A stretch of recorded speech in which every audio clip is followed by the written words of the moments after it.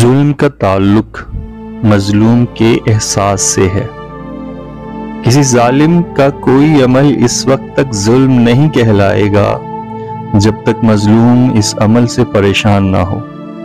دنیا میں ہونے والے بیشتر مظالم مظلوم کی پسند کا حصہ بنا دیے جاتے ہیں۔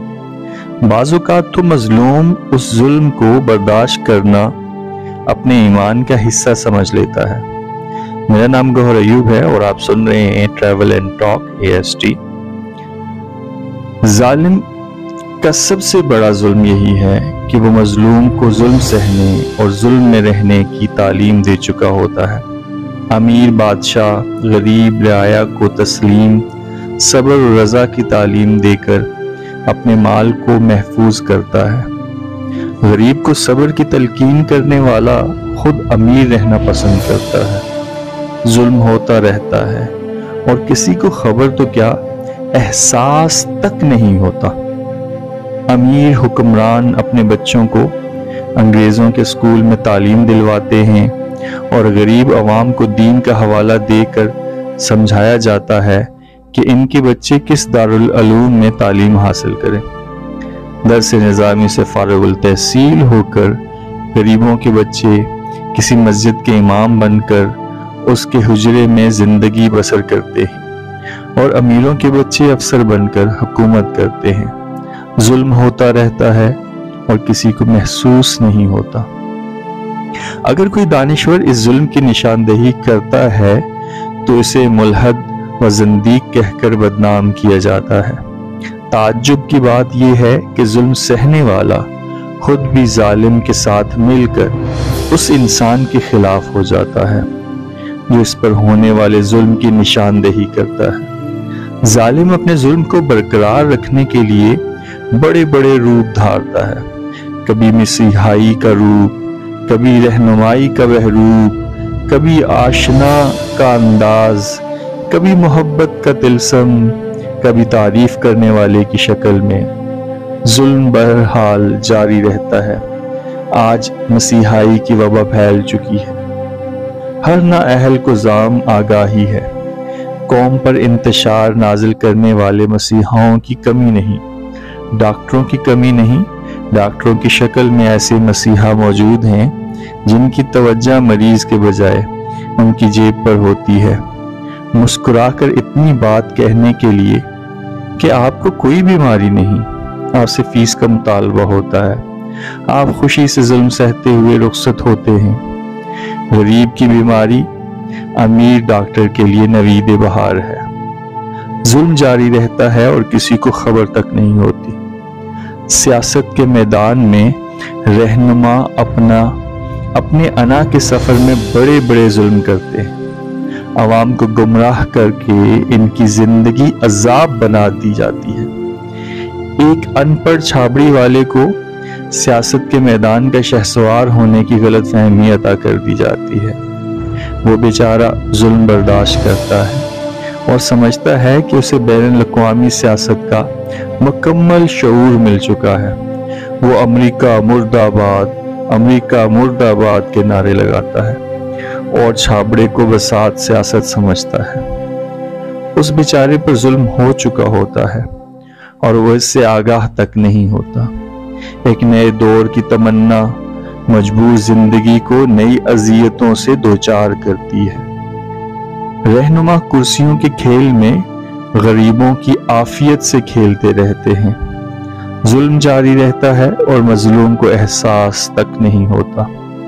کچھ علماء دین زندگی کے بے معنویت کو اس حد تک بیان کرتے ہیں کہ محنت، کوشش، مجاہدہ اور سعی کی لگن چھن جاتی ہے۔ علم کا ظلم سب سے زیادہ ہے۔ یہ بہت بڑا عذاب ہے جو انسان کے کام نہ آئے۔ ظالم یہ عذاب مسلط کرتا ہے اور مظلوم اسے تعلیم کی ضرورت سمجھ کر قبول کرتا ہے۔ تعلیم حاصل ہوتی ہے اور ضرورت پوری نہیں ہوتی۔ تعلیم کا زیور گلے میں یوں لٹکتا ہے جیسے بیل کے گلے میں گھنٹی۔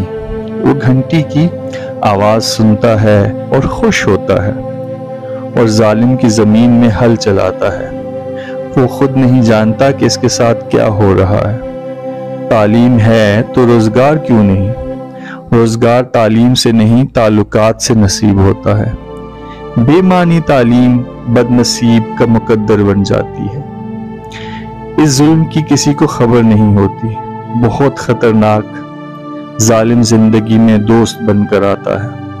ایسے ظالم سے بچنا بہت مشکل ہے۔ جس کے پاس محبت کی تلوار ہو، وہ معصوم دلوں کو محبت میں گرفتار کرتا ہے، ان سے کام لیتا ہے، کام نکالتا ہے، اور پھر ایک نامعلوم موڑ پر انہیں حوادث زمانہ کے حوالے کر کے شیطان کی طرح مسکراتا ہوا رخصت ہو جاتا ہے۔ ایسے ظالم کے لیے بد دعا بھی نہیں کی جا سکتی۔ وہ اپنا تھا، اپنا بنا ہوا تھا۔ اس کے پرانے خطوط ابھی محفوظ ہوتے ہیں، اور وہ ہر اخلاق کے قوانین کو بالائے طاق رکھتا ہوا جھٹک کر چلا جاتا ہے۔ ہم جس کی تعریف کر چکے ہوں، اس کے ظلم کا بیان کس منہ سے کریں؟ بس ظلم ہو گیا، لیکن مظلوم ہمیشہ کے لیے خاموش رہ گیا۔ دراصل کسی شے سے خلاف فطرت کام لینا ظلم ہے۔ جو شے کام کے لیے تخلیق کی گئی ہو، اس سے وہی کام لینا چاہیے۔ اس کے برعکس ظلم ہے۔ کسی انسان سے اس کے مزاج کے خلاف کام لینا ظلم ہے، جبر ہے۔ اس سے انسان کے اندر ایک حبس کی کیفیت پیدا ہوتی ہے۔ اس پر جمود طاری ہو جاتا ہے، اور پھر یہ جمود اندر ہی اندر لاوے کی طرح کھولتا ہے، اور پھر کسی نامعلوم لمحے میں ابل کر لاوا باہر آ جاتا ہے، اور ہر شے کو اپنی لپیٹ میں لیتا ہوا تباہ کر دیتا ہے۔ مظلوم کی خاموشی ظالم کی عبرت کی ابتدا ہے۔ خاموش مظلوم خاموش طوفان کی طرح بڑا خطرناک ہوتا ہے۔ کسی انسان سے اس کے معاوضے سے زیادہ کام لینے کا نام بھی ظلم ہے۔ معاوضہ دینے والے کی ہستی کے مطابق ہونا ضروری ہے۔ سب سے بڑا ظلم کسی کی محنت کو رائیگاں کرنا ہے۔ کسی انسان میں وسوسہ پیدا کرنا بھی ظلم ہے۔ قوم کو اس سوچ میں گرفتار کرنا کہ وہ کچھ نہیں کر سکتی، یہ بھی ایک ظلم ہے۔ کسی راہی کو سفر کے دوران اس کی مسافرت سے بیزار کرنا ظلم ہے۔ آدھا راستہ طے کرنے کے بعد یہ سوچنا کہ ہمیں کس سفر پر روانہ ہونا ہے، ظلم ہے۔ کسی غریب کی عزت نفس کو غریب سمجھنا ظلم ہے۔ ظلم کی صورتیں بے شمار ہیں، مظلوم کی صورت ایک ہی ہے۔ غریب، سادہ، معصوم، شریف النفس، سادہ لو، جلد مان لینے والا، اپنا حق ترک کر دینے والا، سب کے لیے دعا کرنے والا، اور اس کی دعا کی وجہ ہی سے تو ظالم قائم رہتا ہے۔ نہ مظلوم کا مزاج بدلتا ہے، نہ ظالم کا، یوں ظلم جاری رہتا ہے۔ مظلوم ظلم کو مقدر سمجھتا ہے، اور ظالم اسے اپنی دانائی۔ دونوں اپنے اپنے مدار میں قائم رہتا ہے، لیکن کبھی کبھی تقدیر اپنے نام سے ہونے والے ظلم کو دور کرنے کے لیے مظلوم کی آنکھوں سے پردہ ہٹاتی ہے، اور پھر مظلوم اپنے غضب شدہ حقوق کے حصول کے لیے میدان میں اترتا ہے، اور دیکھتے ہی دیکھتے مظلوم ظالم کی کرسی پر بیٹھتا ہے، اور ظالم کے لباس میں نظر آتا ہے، اور ایک بار پھر ظلم جاری ہو جاتا ہے۔ ظلم بہرحال ہوتا ہی رہتا ہے، اور کسی کو خبر تک نہیں ہوتی۔ ظلم کا پہیہ اسی وقت تک جام نہیں ہوتا جب تک معاف کرنا اور معافی مانگنے کا حوصلہ اور شعور پیدا نہ ہو۔ بدلہ لینے کی تمنا ظلم کے اساس ہے۔ معاف کر دینے کی آرزو ظلم کا خاتمہ کرنے کے لیے ضروری ہے۔ ظلم توڑنے والے پرانی باتوں کو چھوڑنے والے ہوتے ہیں۔ ظلم کے ساتھ ظالم کے ساتھ کیا سلوک کرنا چاہیے؟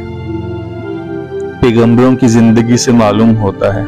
بھائی نے یوسف علیہ السلام کے ساتھ جو سلوک کیا، اس کا بدلہ یہی تھا کہ جاؤ، آج کے دن تمہارے لیے کوئی سزا نہیں، فتح مکہ کے بعد آپ کے پرانے مخالفین کے لیے یہی ارشاد تھا کہ جاؤ، تم سب کے لیے آج کوئی سزا نہیں۔ اگر معاشرے میں معافی مانگنے اور معاف کرنے کا عمل شروع ہو جائے تو ظلم رک جاتا ہے، خود پسندی ترک ہو جائے تو ظلم رک جاتا ہے، انا کا سفر ختم ہو جائے تو ظلم کا سفر ختم ہو جاتا ہے۔